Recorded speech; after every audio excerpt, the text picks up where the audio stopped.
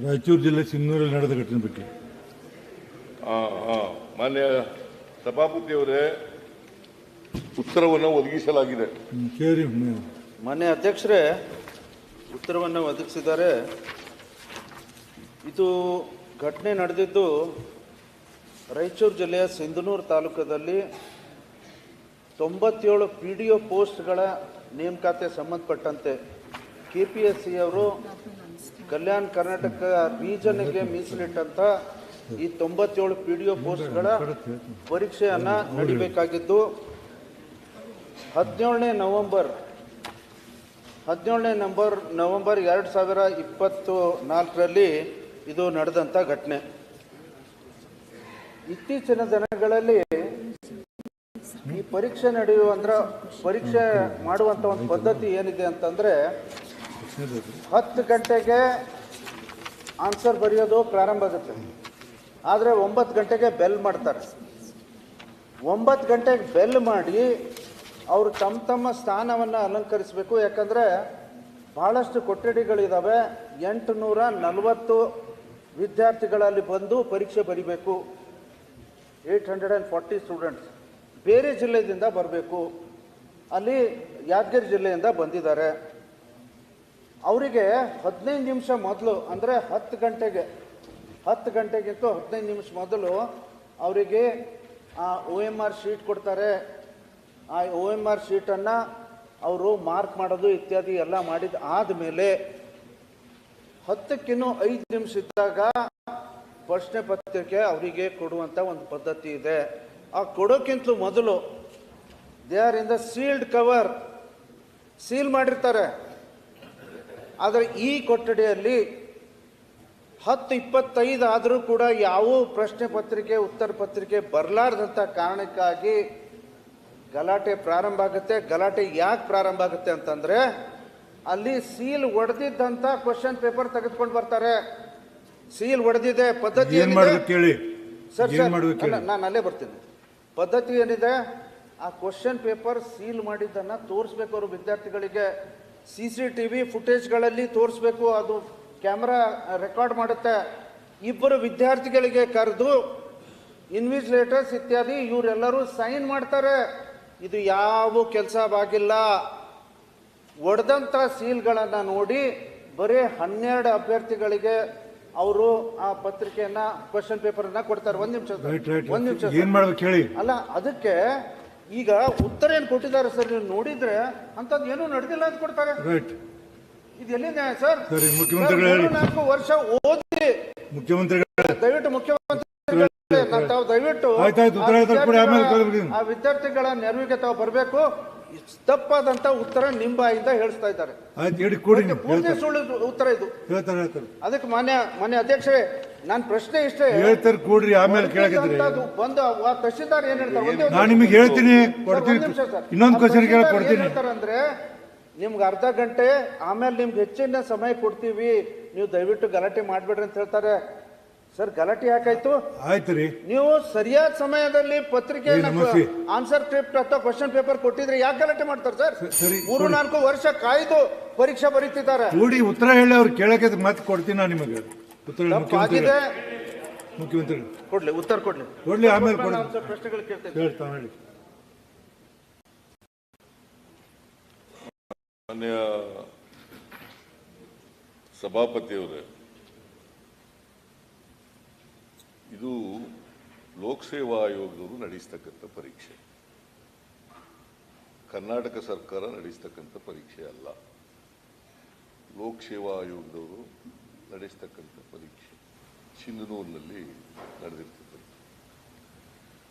ಈ PDOಗಳಿದಾರಲ್ಲ, ಇವರಿಗೆ 97 ಜನಕ್ಕೆ ಒಂದು ಪರೀಕ್ಷೆ ನಡೆಸಿದ್ದಾರೆ. ಯಾವಾಗ ಮಾಡಿಸಿದ್ದಾರೆ ಅಂತಂದರೆ 17/11/2024 ಸಿಂಧನೂರಿನಲ್ಲಿ ನಡೆಸಿರ್ತಕ್ಕಂಥ. ಎಲ್ಲೂ ಕೂಡ ಸುಮಾರು 840 ಅಭ್ಯರ್ಥಿಗಳು ಅವತರಣಿಯರಾಗಿದ್ದಾರೆ. 840 ಅಭ್ಯರ್ಥಿಗಳಾಗಿದ್ದಾರೆ. ಕೇಸ್ ಹಾಕಿರೋದು ಎಷ್ಟು ದಿನದ ಮೇಲೆ? Not against all the students. 12 ಜನ ಮಾತ್ರ ಹಾಕಿರೋದು. ಈ 12 ಜನ ಏನ್ ಮಾಡಿದ್ದಾರೆ ಅಂತಂದ್ರೆ ಎಲ್ಲೂ ಲೀಕ್ ಆಗಿಲ್ಲ ಪತ್ರಿಕೆ. ಲೀಕ್ ಆಗಿದೆ ಅಂತೇಳಿ ಬೇರೆ ವಿದ್ಯಾರ್ಥಿಗಳನ್ನೆಲ್ಲ ಪ್ರಚೋದನೆ ಮಾಡಿ ಪ್ರತಿಭಟನೆ ಮಾಡಕ್ಕೆ ಶುರು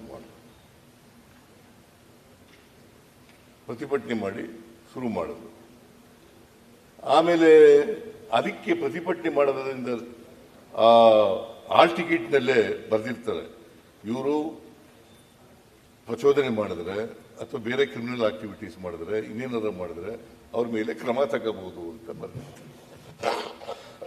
ಅದರ ರೀತಿಯ 12 ಜನ ಮೇಲೆ FIR ಹಾಕಿದ್ದಾರೆ ಅಧ್ಯಕ್ಷರೇ.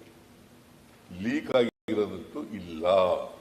ಇವ್ರು ಹೇಳ್ತಾ ಇರೋದು ಲೀಕ್ ಆಗಿದ್ದಾರೆ ಅಂತ, ಲೀಕ್ ಮಾಡಿದ್ದಾರೆ ಅಲ್ಲ. ನಿಧಾನ ಮಾಡಿದ್ರು ಅರ್ಧ ಗಂಟೆ ಅಲ್ಲ. ಕೂತ್ಕೊಳ್ಳಿ ಅದು ನಮೋಸಿಯವರೇ, ಇವರ ಸೀನಿಯರ್ ಮೆಂಬರ್.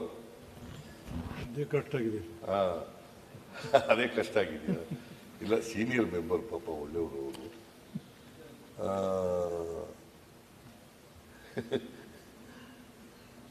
ಲೀಕ್ ಅಂತೂ ಆಗಿಲ್ಲ. ಏನಂತ ಹೇಳಿದ್ದಾರೆ, 12 ಜನ ಅಮಾಯಕ ಅಭ್ಯರ್ಥಿಗಳ ಮೇಲೆ ಪೊಲೀಸ್ ಪ್ರಕರಣವನ್ನು ದಾಖಲಿಸುವುದು ಸರ್ಕಾರದ ಗಮನಕ್ಕೆ ಬಂದಿದೆ. ಸರ್ಕಾರನೇ ಹಾಕಿರೋದು. 12 ಜನ ಮೇಲೆ FIR ಹಾಕಿರೋದು ಸರ್ಕಾರನೇ. ಯಾಕೆ ಹಾಕಿದ್ರು ಅಂತಂದ್ರೆ ಅವರು 12 ಜನ ಗಲಾಟೆ ಮಾಡಕ್ ಶುರು ಮಾಡಿದ್ರು. ಒಂದು ಕ್ಲಾಸ್ನಲ್ಲಿ ಎಷ್ಟು ಜನ ಇರ್ತಾರೆ? 35 ರೂಮ್ಗಳಿದ್ದು 24 ಜನ ಇರ್ತಾರೆ. ಆ 24 ಜನದಲ್ಲಿ 12 ಜನ ಮೇಲೆ ಕ್ರಿಮಿನಲ್ ಕೇಸ್ ಹಾಕ್ತಾರೆ. ಹೇಳಿ, ನೀವೇ ಹೇಳಿ.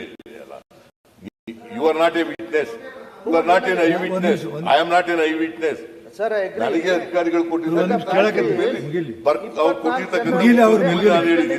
You are not eye witness. ನಿಮ್ಗೆ ಯಾರು ಹೇಳಿದ್ದಾರೆ ಅದ್ರ ಮೇಲೆ ನೀವು ಹೇಳ್ತಾ ಇದ್ದೀರಿ. ಅದ್ರ ಮೇಲೆ ಬಂದು ಹೇಳ್ತಾ ಇದ್ದಾರೆ. ಮಾನ್ಯ ಅಧ್ಯಕ್ಷರೇ, ಲೀಕ್ ಆಗಿಲ್ಲ, ವಿಳಂಬನೂ ಆಗಿಲ್ಲ. ಇವರು ಬೇರೆ ಪರೀಕ್ಷೆ ಬಂದು ಕೂತಿದ್ರಲ್ಲ, ಅವ್ರನ್ನೆಲ್ಲ ಎತ್ಕಟ್ಟಿ ಗಲಾಟೆ ಮಾಡ್ಸಕ್ ಶುರು ಮಾಡಿದ್ರು. 840 ಜನ ಇರೋದು ಅವರೆಲ್ಲ ಬರೆದಿದ್ದಾರೆ. ಇವ್ರು ಯಾಕೆ 12 ಜನ ಬರೀಲಿಲ್ಲ? Very simple.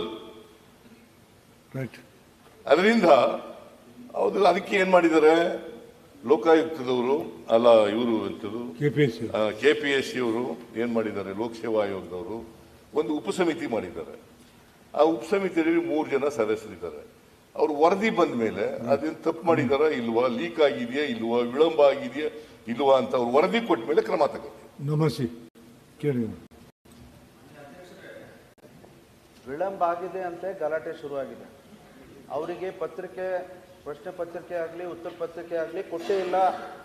ಈಗ ಅವರು ಹೇಳಿದಾರ ಸರ್ಕಾರ ಉತ್ತರ ಮಾಡಿದ್ದಾರೆ. ಆಮೇಲೆ 10:25 ಅವರು ಆ ಬಂಡಲ್ ತೆಗೆದುಕೊಂಡು ಬರ್ತಾರೆ, which is not sealed, which was a open bundle. ಆ ಓಪನ್ ಇದ್ದಿದ್ದಕ್ಕಾಗಿ ಲೀಕ್ ಆಗಿದೆ ಅಂತ ಅವ್ರು ಗಲಾಟೆ ಮಾಡಿ ಕೂಗಾಡ್ತಾರೆ. ಅದು ಎಲ್ಲ ರೂಮಿಗೆ ಆ ಸುದ್ದಿ ಹಬ್ಬಿದ ಮೇಲೆ ಬಹಳಷ್ಟು ವಿದ್ಯಾರ್ಥಿಗಳು ಹೊರಗೆ ಬರ್ತಾರೆ. ಸರ್ ಇಲ್ಲ ಸರ್, ಒಂದು ನಿಮಿಷ ಸರ್, ಎಲ್ಲಾನು ಸಮಯ ಪ್ರಕಾರ ಆಗಿದ್ರೆ ಇವ್ರು ಯಾಕೆ ಗಲಾಟೆ ಮಾಡ್ತಾರೆ? 2, 3, 4 ವರ್ಷ ಓದಿ ಬಂದು ಪರೀಕ್ಷೆ ಬರೆದು ಅವ್ರು KPSC ಇಂದ ಪಾಸ್ ಆಗಿ ನನಗೂ ಉದ್ಯೋಗ ಸಿಗ್ಬೇಕಂತ ಆ ಪ್ರಯತ್ನ ಇರುತ್ತೆ ಅವ್ರದ್ದು. ಯಾಕೆ ಗಲಾಟೆ ಮಾಡ್ತಾರೆ ಸರ್? ತಹಶೀಲ್ದಾರ್ ಅವರು ಇದನ್ನ ಮುಚ್ಚ ಹಾಕ್ಲಿಕ್ಕೆ ನಿಮ್ಗೆ ಅರ್ಧ ಗಂಟೆ ಎಕ್ಸ್ಟ್ರಾ ಟೈಮ್ ಕೊಡ್ತೀವಿ ಅಂತ ಹೇಳ್ತಾರೆ. ಯಾಕೆ ಹೇಳ್ಬೇಕು ಅವರು? Because question paper or answer scripts were not given. This is the fact. ಸರಿ, ಎಸ್ ಸರ್. ಮುಖ್ಯಮಂತ್ರಿ ಸಭಾಧ್ಯಕ್ಷರೇ, ವಿಳಂಬ ಆಗಿರೋದು ಸತ್ಯಕ್ಕೆ ದೂರವಾದದ್ದು. 9:26ಕ್ಕೆ ಆ ಸೀಲ್ಡ್ ಟ್ರಂಕ್ಗಳಿರ್ತಾವಲ್ಲ ಅದರಿಂದ ಪ್ರಶ್ನೆ ಪತ್ರಿಕೆ ತೆಗೆದಿರ್ತಾರೆ. ಒಟ್ಟು 840 ಜನ ಅಪಿಯರ್ ಆಗಿರ್ತಾರೆ ಪರೀಕ್ಷೆಗೆ. ಅದರಲ್ಲಿ 12 ಜನ ಮಾತ್ರ ಅವರು ವಿಳಂಬ ಆಗಿದೆ ಅಂತ ಅನ್ನೋದಕ್ಕೆ ಬಿಟ್ಟು ಇದು ಮಾಡ್ತಾರೆ. ವಿಳಂಬ ಆಗಿದೆ ಅಂತ ಹೇಳಿ ಮಾಡ್ತಾರೆ. ಮೊದಲು ಲೀಕ್ ಆಗಿದೆ ಅಂತಾರೆ, ಆಮೇಲೆ ವಿಳಂಬ ಆಗಿದೆ ಅಂತ. ಅದರಿಂದ ಮಾನ್ಯ ಅಧ್ಯಕ್ಷರೇ, ಆ ರಿಪೋರ್ಟ್ ಬರಲಿ.